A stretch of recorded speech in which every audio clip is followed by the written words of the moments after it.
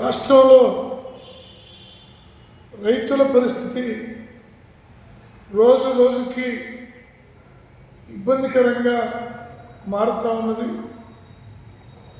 దేశానికి అన్నం పెట్టేటటువంటి రైతన్న ఆత్మహత్యలు చేసుకునేటటువంటి దుస్థితిలో ఇవాళ ప్రత్యక్షంగా కనపడుతూ ఉన్నది.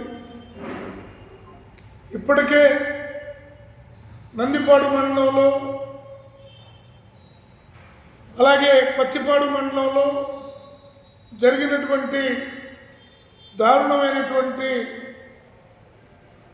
పరిస్థితులు కానీ, అలాగే రాష్ట్ర వ్యాప్తంగా రైతు పండించినటువంటి పంటకి కనీస గిట్టుబాటు ధర కల్పించాలనేటటువంటి వైపున ఈ రాష్ట్ర ప్రభుత్వం ఆలోచించకుండా ఇచ్చిన మాటను కూడా అమలు జరపకుండా రాష్ట్ర ప్రభుత్వం వ్యవహరిస్తున్న తీరు రైతాంగాన్ని నట్టేట్లో ముంచేటటువంటి పద్ధతుల్లో కనపడుతూ ఉంది.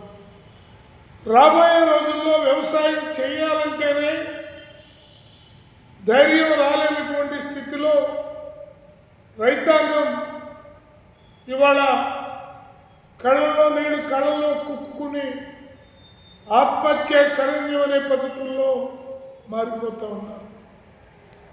మిర్చి యార్డులో మిర్చి రైతుల గోడు తీవ్ర స్థాయిలో వింటూ ఉన్నాం. అలాగే ధాన్యం రైతులు కానీ, పత్తి రైతులు కానీ, ఎన్ని రకాల పంటలైతే ఉన్నాయో అన్ని పంటల రైతులు కూడా తమకు సరైనటువంటి రేటు లేక అప్పుల బారిన పడి ఆత్మహత్యలు చేసుకుంటూ ఉన్నారు. ప్రభుత్వం ఇప్పటికైనా మేల్కొని రైతాంగాన్ని కాపాడేటటువంటి పరిస్థితికి పూనుకోవాలని సిపిఐగా డిమాండ్ చేస్తూ ఉన్నాం.